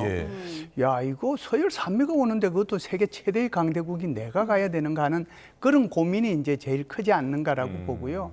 두 번째는 또 하나 있습니다. 이게 다른 나라를 갈 때 대통령하고 부통령이 한꺼번에 가는 경우가 없어요. 이것은 이제 국가안보하고 직접적으로 관련이 있거든요. 그러면은 이제 보면은 15일부터 17일까지 지금 에비앙에서 G7 정상회의를 하잖아요. 그럼 정상적으로 보면은 정상회의 끝나고 트럼프는 돌아가고 그리고 이제 여기 벤스 부통령이 와가지고 서명식을 하면 되거든요. 근데 이런 거 저런 거 고민을 지금 이제 트럼프 대통령이 하고 있는 거죠. 그래서 야, 이건 내가 가야 되나 말아야 되나 여러 가지로 이제 이게 안 맞는데 그러면은 벤스를 오라고 그래 말하라고 그래 벤스 오면은 국가안보에 문제가 생기는데 이런 생각이 있기 때문에 저런 식으로 지금 대답을 하지 않는가라고 생각을 합니다. 예. 이거 합의 제대로 된 거 맞냐 의문이 드는 게 지금 트럼프 대통령 분명 호르무즈 통행료 없다라고 했거든요. 네. 그런데 이란은 해상 서비스 수수료가 있다고 했어요. 이거 뭐 통행료는 무료인데 서비스 팁은 받겠다 이런 건지 도대체 어떻게 정리가 된 건지 모르겠어요. 이게 이제 그 MOU든 뭐든 이제 다른 나라하고 조약이나 또는 협정을 체결할 때 서로가 이렇게 인정할 만해야 이게 체결이 되는 거거든요. 사실상 이게 뭐 한 장 반짜리 정도가 될 텐데 네. 이게 4월 7일부터 지금 2달 넘게 지금 실험을 해가지고 겨우 나온 거잖아요. 그런데도 불구하고 지금 문자 하나하나 단어 하나하나 그다음에 이 문장 하나하나 가지고 여태껏 싸운 건데 네. 근데 그 문장이 서로가 자기한테 유리하게 해석이 될 수 있어야 합의가 되는 거예요. 그래서 이제 그 문장 내용을 보면 60일 동안 안 받는다라고 돼 있잖아요. 60일 동안. 그러면은 이제 미국의 입장은 이런 거죠. 60일 동안은 안 받고 그것은 60일 동안은 휴전 기간이니까 휴전이 끝나면 이 휴전 동안에는 안 받고 협상을 잘해서 휴전 뒤에도 계속해서 안 받는다라고 자기는 해석하는 거고 그다음에 이란 측에서는 60일 동안만 안 받는다라고 그랬더니 60일 지나면 무조건 받게 되네라고 해석을 하는 거예요. 그러다 보니까 여기에 대한 이제 문제가 생기는데 지금 이제 말씀하신 것처럼 이란에서는 이걸 통행료라고 안 그러고 서비스료라고 얘기를 하거든요. 그러니까 서비스료라고 하는 것이 주로 이제 어느 때 사용하느냐 하면 등대 고치는 데 사용하고 그다음에 이제 검역 이런 데 이제 사용을 하고 그다음에 조난 구호할 때 사용할 때 쓰는 돈이다 이렇게 얘기를 해요. 그래서 이제 우리가 그 흑해에서 이렇게 지중해로 나가는 터키에 뭐 거기 많이 가보신 분들 많으실 텐데 보스포루스 해역 같은데 그 통과하는데 아마 톤당 이것도 이제 점점 가격이 올라오긴 했어요. 서비스료로 한 5, 6불 정도 이렇게 받습니다. 그러니까 이란 같은 경우는 그걸 이제 받을 생각을 갖고 있는 거죠. 또 하나의 협상 칩이 그것이기 때문에 그래서 이런 얘기를 하고 있고 서로가 다르게 해석하고 있는데 다르게 해석하는 게 맞다 이렇게 저는 봅니다. 그러니까 내는 사람 입장에서는 뭐 통행료나 서비스료 다 똑같은 거잖아요. 정확합니다. 그래서 이제 뭐 또 논의가 진행이 되겠습니다만은 제가 볼 때는 만일에 그것이 서비스료 형태든 통행료 형태든 그게 되면 아마 미국은 엄청난 비판을 받게 될 것이고 이란도 엄청난 비판을 받게 될 겁니다. 그래서 미국 같은 경우는 이건 절대로 양보할 수 있는 게 아니거든요. 이게 전쟁을 왜 했어? 전쟁 전에는 아무런 돈도 안 내고 다녔는데 전쟁하고 난 뒤에 왜 이게 서비스료가 생겼지? 그러면은 미국의 전쟁 명분이 없어지는 거잖아요. 그렇기 때문에 이것은 협상 과정을 통해서 절대로 양보하지 않을 사항이다 이렇게 봅니다. 근데 이게 앞서서 저희가 늘 이야기해 왔던 게 국제법상 그러니까 이게 자연해협 공해에서 된 어떤 톨비, 통행료를 거둘 수가 없으니까 그래서 지금 이름만 바꾼 어떤 명목만 다른 그런 비용을 걷는 게 아니냐인데 근데 이 부분에 대해서 실행 가능성이 좀 낮다는 전망도 있는데 이건 어떤 이유인가요? 예, 그게 이제 통행료에서 이제 이렇게 일부러 바꾼 거죠. 서비스료라고. 그래서 통행료는 이제 국제법상으로 안 되는데 서비스료는 또 이렇게 어떤 항목에 보면 받을 수 있도록 돼 있는 부분도 있어요. 그렇기 때문에 그걸 가지고 이제 얘기하는 거고 두 번째는 지금 왜 이제 이게 이 서비스료를 계속해서 받겠느냐라고 하면 이란이 가지고 있는 이렇게 뭐라고 할까요? 뭐 지렛대 같은 게 별로 없어요. 그래서 그 지렛대를 어떻게 됐든지 간에 미국하고 이걸 확보하기 위해서 그런다라고 하는 거고요. 세 번째는 그럼에도 불구하고 왜 이것이 힘드냐 하면 이제 이게 호르무즈 해협이라고 하는 것이 이란만의 해협은 아니잖아요. 오만도 같이 한단 말이죠. 그러니까 이란에서는 오만하고 같이 해서 이게 서비스료를 받겠다라고 얘기를 하거든요. 그런데 트럼프 대통령이 얘기를 했습니다. 오만 너 여기 끼면 죽어 그랬거든요. 그러니까 오만이 그 다음날 바로 우리는 절대로 안 받겠습니다라고 얘기했어요. 그렇다라고 하면은 이게 이란 혼자서 받게 되는데 서비스료를 이게 가능하겠어요. 그러니까 이제 가능은 안 된다라고 보는 거죠. 알겠습니다. 예, 지금 당장 미국 민주당에서는 얻은 게 뭐냐, 트럼프의 전략적 실패다 이렇게 얘기를 하고 있는데 지금 그렇다면 이게 이란의 판정승으로 봐야 합니까? 누가 더 많은 걸 얻어낸 겁니까? 그게 이게 참 재미나는 게요. 미국대로 이제 자기네들이 이겼다, 승리했다, 우리가 많은 것을 받았다라고 얘기하는 거고요. 이란은 이란대로 우리가 승리했다, 우리가 물려쳤다 뭐 이렇게 얘기를 하잖아요. 그런데 그 반대파들 예. 특히 이제 미국 같은 경우는 민주당뿐만 아니라 공화당에서 우리는 졌다라고 얘기를 해요. 그리고 이제 이란 내에서도 강경파들은 우리가 졌다, 우리가 항복했다라고 얘기해요. 그러니까 이제 이 말의 의미는 대충 이 어찌됐든 MOU가 그런 대로 적절하게 합의가 됐구나라는 것을 의미하는 거거든요. 양쪽에서 다 만족하기도 하고 양쪽에서 다 불만족스럽기도 하잖아요. 예. 만일에 이 MOU가 미국한테 일방적으로 다 만족스럽고 여기 이란한테는 만족스럽지 않다라고 하면은 이것은 이제 엄청난 그 파장을 불러일으키는 거죠. 그 반대 경우도 마찬가지입니다. 그런데 이 MOU 내용을 보면 양쪽에서 불만족과 만족이 거의 동시에 있기 때문에 네. MOU 내용은 그런 대로 괜찮게 서로 협의가 됐다 이렇게 봅니다. 네, 알겠습니다. 호르무즈 통행세나 뭐 수수료나 이것도 결국 이제 돈 문제잖아요. 그렇죠. 이 저희 앞서서 직전에 전해드린 뉴스 내용처럼 지금 미국이 3천억 달러의 이제 이란 기금을 좀 조성하고 있다, 검토하고 있다라는 보도가 있는데 사실 트럼프 대통령이 앞서서 이거에 대해서 좀 발끈했다라는 부분도 있거든요. 그러니까 이게 핵을 불허하는 대신에 돈을 주겠다 이런 모습으로 비춰지는 게 싫어서일까요? 굉장히 그런 면이 있죠. 왜 그러냐면 JCPOA를 할 때요, JCPOA 협상을 해서 이제 타결이 되었을 때 이게 서명을 하고 난 뒤에 미국이 이란한테 취한 조치가 있습니다. 예. 그 취한 조치가 그 전에 이제 미국한테 물건을, 그러니까 그 군수 물자를 사기 위해서 무기를 구입하기 위해서 16억인가 17억인가를 미리 미국한테 준 게 있어요. 그런데 네. 이제 이란 혁명이 나고 나니까 그게 그대로 그냥 동결이 돼 버렸거든요. 그런데 이제 협정 체결되자마자 그 돈을 돌려줬단 말이에요. 그러니까 이제 트럼프가 계속해서 얘기하고 있는 게 오바마는 이란한테 돈 갖다 바쳤다라고 얘기하는 거예요. 그렇죠. 그런데 나는 이제 안 그렇겠다 하는 거거든요. 근데 지금 3천억 불이라고 하는 의미가 이런 거예요. 저게 이제 재건 기금이잖아요. 예. 재건 기금 이것도 갖다 바치는 게 아니냐 이렇게 이제 얘기하면서 비판을 하는데, 야, 이거는 내가 내는 것도 아니고 동맹국이 직접 돈을 내서 돈으로 주는 것도 아니고 여기에 이란의 재건을 위해서 참여하는 기업들이 참여하는 돈의 총 규모가 3천억 불 정도 된다. 네. 그러니까 이거 가지고 오해하지 말아라. 그런데 이제 이거 가지고 민주당에서는 이거 뭐 그때보다 못한다고 얘기하고 그러니까 트럼프 대통령은 발끈할 수밖에 없죠. 예, 말씀하신 454조 원 규모의 이란 재건 기금. 이거 우리 기업들도 내야 할지 모른다 이런 보도가 나와서 불안하거든요. 이거는 내야 하는 게 아니고요. 네. 우리가 이제 거기 가서 투자하는 거죠. 투자 기금을 다 이제 합한 거예요. 우리는 거기 가서 이란도 지금 이제 많이 폐허가 되지 않았습니까? 그러니까 거기 된 그 전력망도 이제 가서 우리가 할 수도 있는 거고, 그다음에 원유 시설 그것도 이제 우리가 가서 고쳐줄 수도 있는 거고, 그다음에 이렇게 뽑아내는 원유 이렇게 뽑아내는 거 거기도 이제 참여할 수 있고, 한국 기업이 가서 할 수 있는 일이 굉장히 많은 거죠. 네. 그러니까 그걸 이제 의미하는 겁니다. 거기에는 이제 한국만 가겠어요? 얼마나 많은 나라들이 호시탐탐 노리겠습니까? 그러니까 이란이 석유를 이제 무제한, 예를 들어서 석유 수출하는 것에 이제 제한이 없어지게 될 거잖아요. 해제가 된다면, 네. 그러면 이란으로서는 엄청나게 이제 그걸로 통해 가지고 돈이 들어오니까 자기네들도 빠른 시간 내에 이 재건 기금을 이렇게 받아 가지고 재건 기금이라고 하는 것을 투자 행식을 통해서 빠른 시간 내에 이란을 좀 이렇게 세우겠다는 그런 생각을 가지고 오히려 있는 우리 거죠. 건설 기업에게는 기회가 될 수도 있다. 그럼요. 우리 건설 기업들은 기회가 될 수도 있는 거죠. 거기 뭐 건설 기업들만 들어가겠습니까? 뭐 IT 기업들도 들어갔고 엄청나게 많은 기업들이 들어가지 않겠는가라고 생각을 합니다. 예. 원래 한국하고 이란은 사이가 좋았어요. 대장금 뭐 그거 할 때는 뭐 황금 시간대에 네. 국민들이 90%가 받다고 하는 드라마 정도니까요. 대장금이요? 네. 알겠습니다.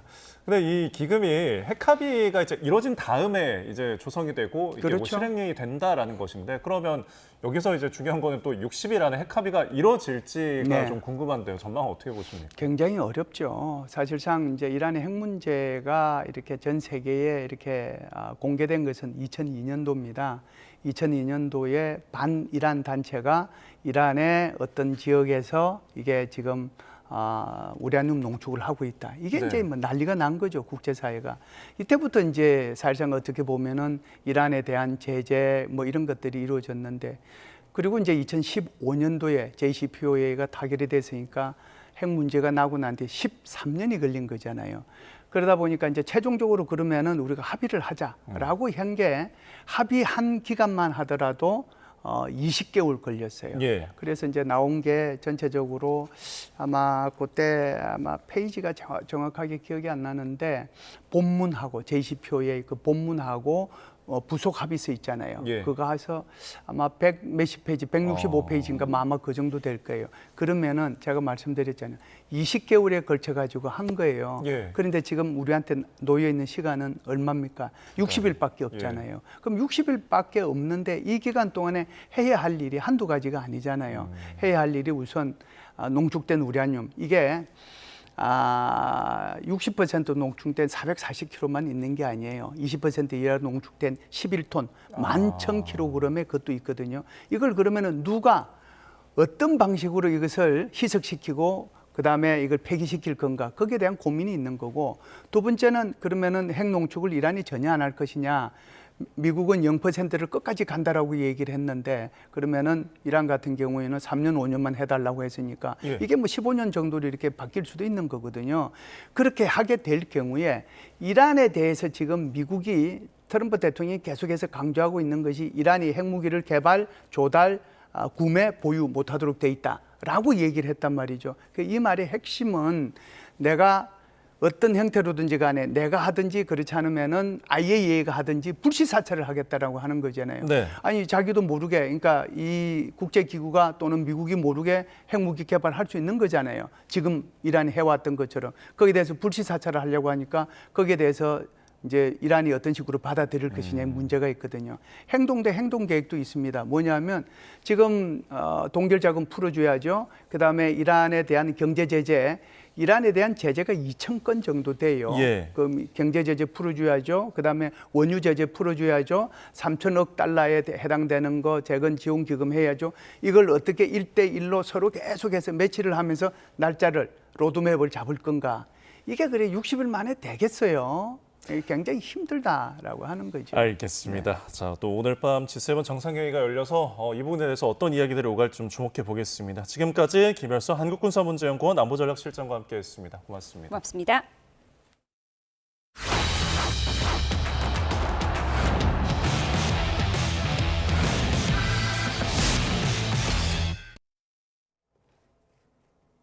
네, 멕시코와의 조별리그 2차전을 앞두고 우리 축구대표팀 김태현과 배준호가 부상에서 복귀해 정상훈련을 소화했습니다.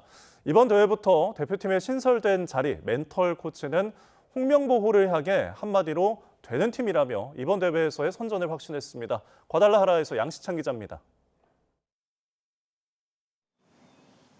멕시코 과달라하라 입성 12일째. 훈련 파트너들을 포함해 홍명보호 28명의 완전체가 처음으로 함께 잔디 위를 뜁니다. 발목 부상으로 회복 운동에 전념하던 배준호와 김태현도 정상 훈련 대열에 합류했습니다.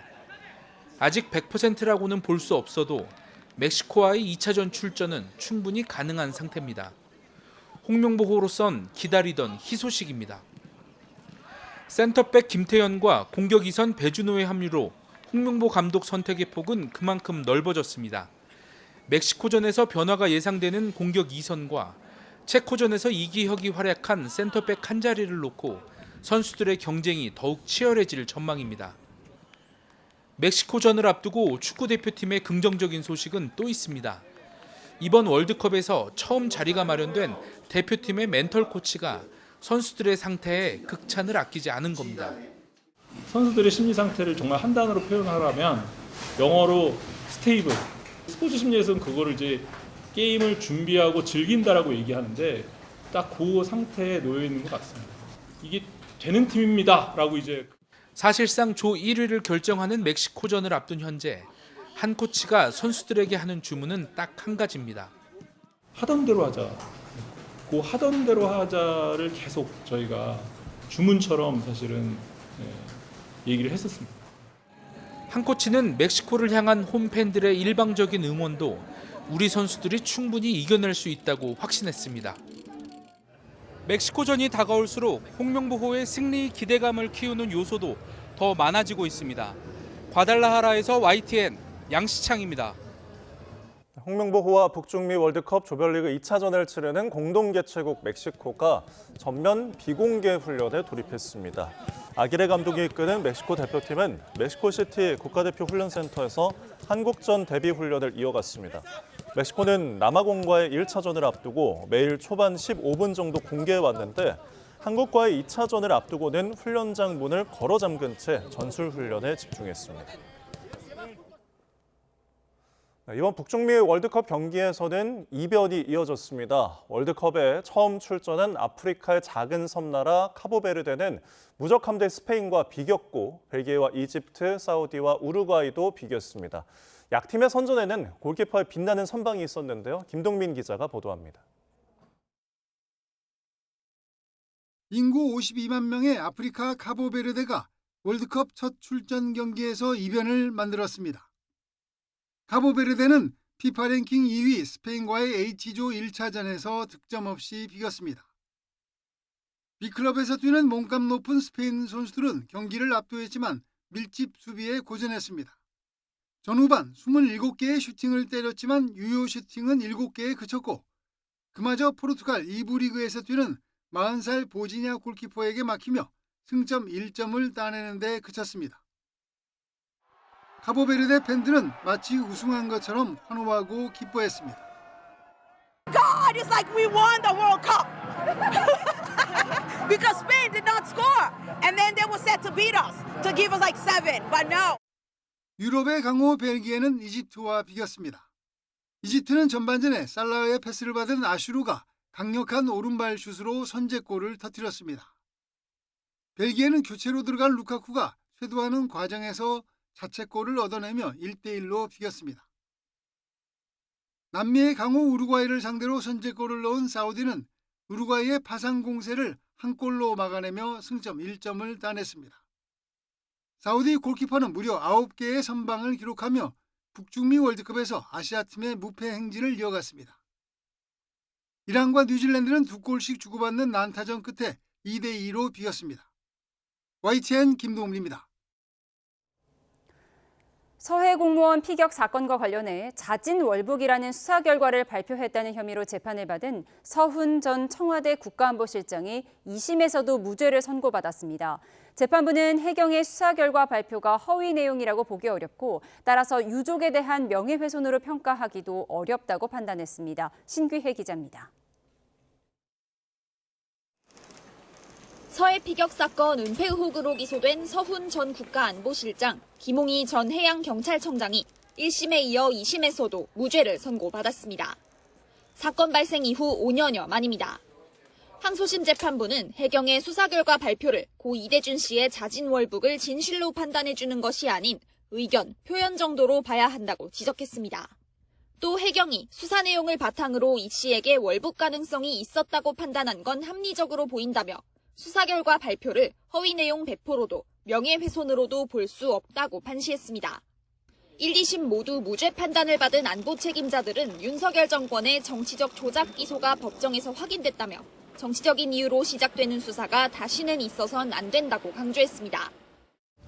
안보 정책을 법정으로 끌고 오는 일, 이런 일들이 결국은 국가적으로 손실로 돌아오고 많은 수목은 낭비죠.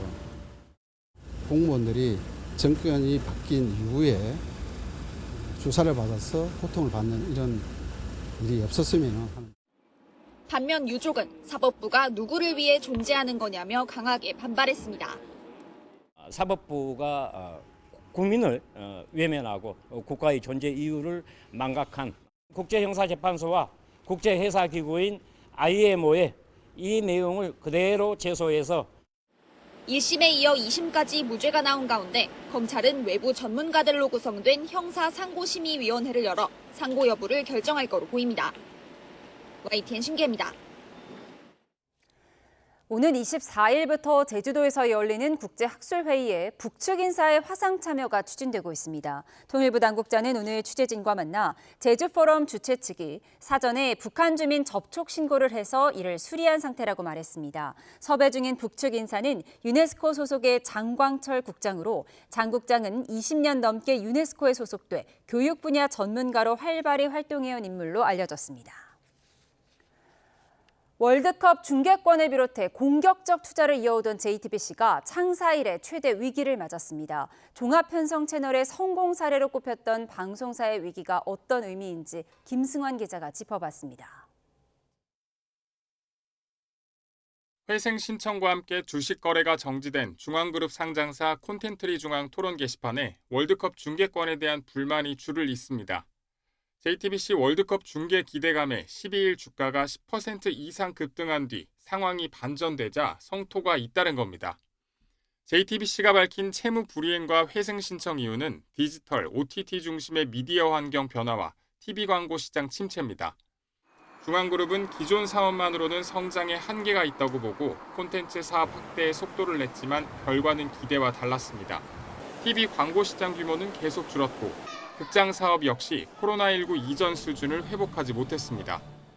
올림픽과 월드컵 중계권 확보 등 대규모 투자에도 나섰지만 기대했던 수익으로 이어지지는 못했습니다.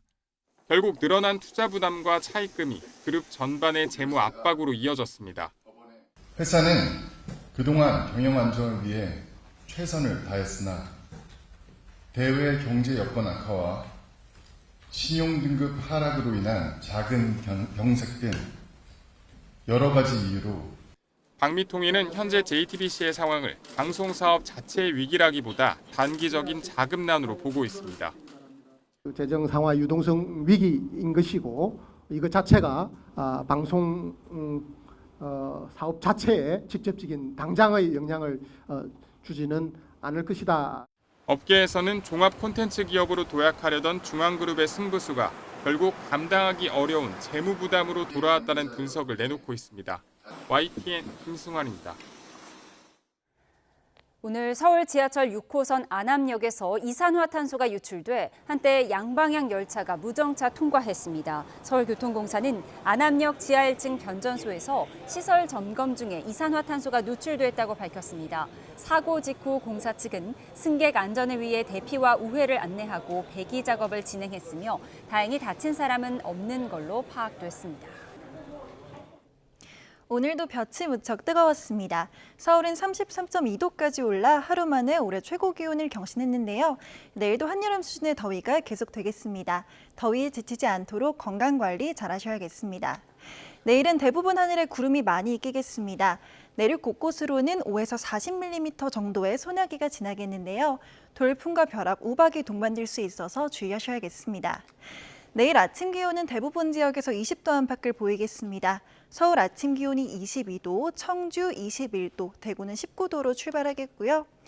낮 기온은 서울이 32도, 안동과 대구 31도까지 올라 평년 수준을 2에서 4도 정도 크게 웃돌겠습니다. 당분간 30도 안팎의 여름 더위가 계속되겠습니다. 날씨였습니다. 이상으로 화요일 뉴스온 마치겠습니다. 함께해 주신 여러분 고맙습니다.